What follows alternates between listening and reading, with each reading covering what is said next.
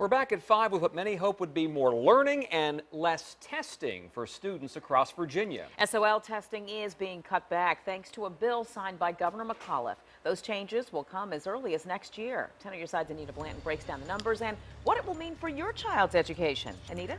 Nicole and Tom, how long have we heard people say students are simply being taught how to take a test nowadays? Well, this bill eliminates 5 tests for elementary and middle school kids. Instead, they'll complete project-based assessments, and many educators say this is a step in the right direction.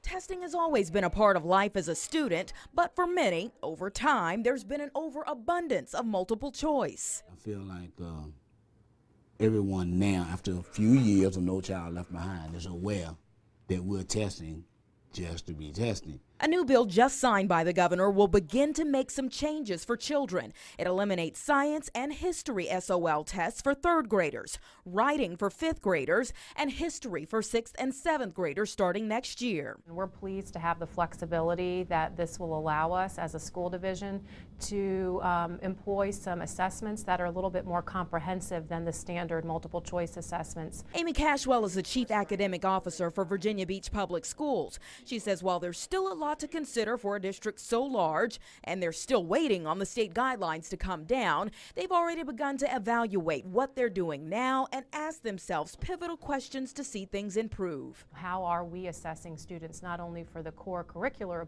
components that are aligned to the state framework, but that also embed our 21st century skills? Problem solving, critical thinking, it all boils down to applied knowledge. Concepts Thomas Calhoun, president of the Norfolk Federation of Teachers, says there hasn't been much time for. It's impossible to be in this setting and not teach to the test, okay?